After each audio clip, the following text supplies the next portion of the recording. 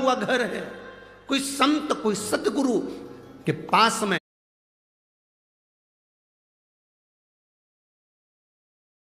लगा हुआ घर है, कोई संत कोई सतगुरु के पास में जो रहता है, फिर वही कथा कह रहे हैं स्मरण में रहे।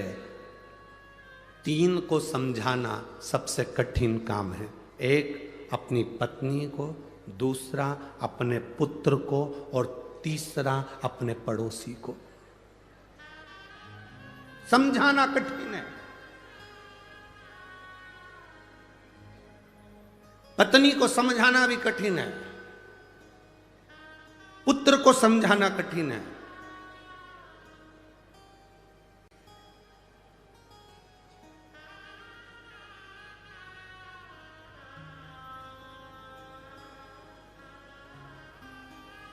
और पड़ोसी को समझाना कठिन, बहुत कठिन काम।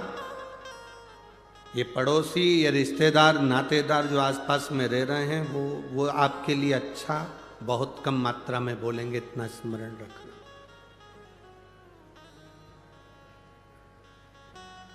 दुनिया के लोग आपकी तारीफ कर देंगे, पर आपके नजदीक रहने वाला आपकी तारीफ नहीं करेगा। वो कुछ ना कुछ तुम्हारी बुराई कर देगा, आप शब्द कह देगा। कौन? किसको जानते हो?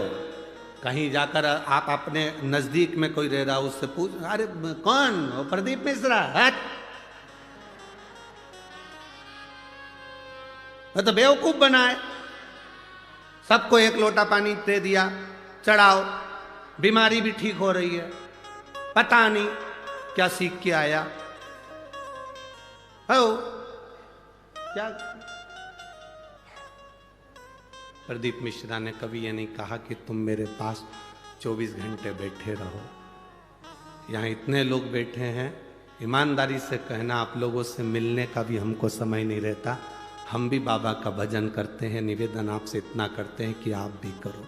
उसने हमें पकड़ा है, संभाला है, तो वो आपको भी संभालेगा। हमारे पास बैठकर क्यों समय बर्बाद। ये आविष्कार भूसे, श्री आविष्कार जी भूसे हमसे कहते हैं, गुरुजी और महाराज हम तो मिलते भी हैं, बातचीत भी करते हैं, आप तो बस केवल अगर मिलने का भी दिन होता है, आप कहते हो कि कथा 5 दिन की होती है तो पीछे के 2 दिन मिलते हो, 7 दिन की कथा होती है तो पीछे के 4 दिन मिलते हो, पर आप मिलते भी तो 1 मिनट के, बस आए, उठे और चल दिए अपना पाठ करने के लिए।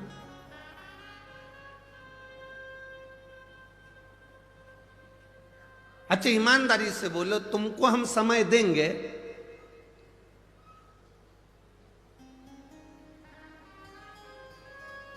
तो हमारे दुख की घड़ी में तुम क्या हमको समय दोगे?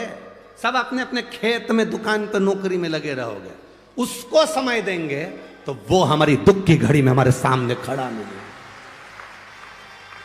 तकलीफ की घड़ी में वो खड़ा।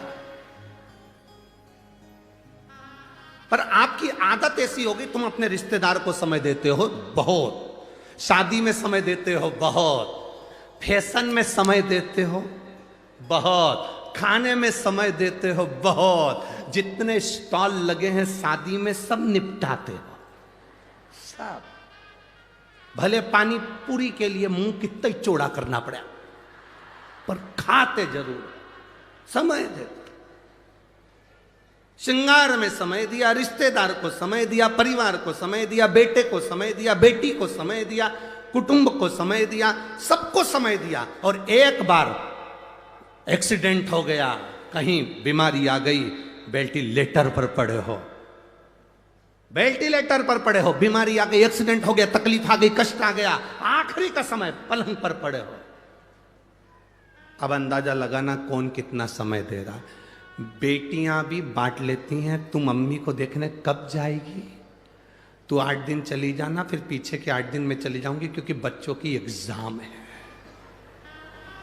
भैया, बड़े भैया को कहा तुम चले जाना, छोटे ने कहा कि एक काम करना, 8 दिन में हॉस्पिटल में रह लूंगा, 8 दिन तुम रह लेना। जिसको तुमने समय दिया पूरी जिंदगी, पड़ोसियों को समय दिया, वो कौन से हॉस्पिटल में बैठ गए। जिसको समय दिया, आजमा कर देखना, तुम पर जब दुख आता है, उस दुख की घड़ी में जितने रिश्तेदार सब मुंह मोड़कर बैठ जाते हैं। और जिसको तुमने समय नहीं दिया, मेरे देव अधिदेव महादेव को, मेरे शिव को, मेरे बाबा को, जिसको तुमने समय नहीं दिया, केवल एक जरा सा समय दिया था, एक लोटा जल चढ़ाना है। अपने नासिक में शिव पुराण की कथा हुई, जैसे भिंड में होने जा रही है 28 तारीख से, फिर जलगांव में होने जा रही है 5 तारीख से। ऐसे तुम अपने नज़दीक में अगर शिव पुराण हो रही है, अपने नज़दीक में शिवालय है जहां तुम अपना समय दे रहे हो, ये समय तुम अपनी डायरी में लिखकर जरूर रखना कि मैं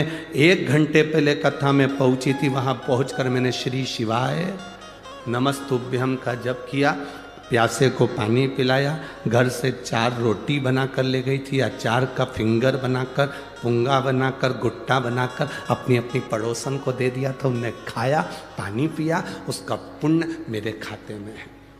मैंने बाबा को समय दिया, बाबा ने मेरी दुख की घड़ी में, आखिरी में डॉक्टर कह देता है अब मेरे बस की बात नहीं है, मेरे हाथ में नहीं है। डॉक्टर जब कह दे कि अब तेरे हाथ में नहीं है, अब उसके हाथ में है, मतलब समझ लेना अब उसने आपको अलग से समय दिया। और थोड़े बहुत भी ठीक हो गए तो समझ लेना उसने आकर संभाल लिया था, समय दे दिया था, समय दिया उसने।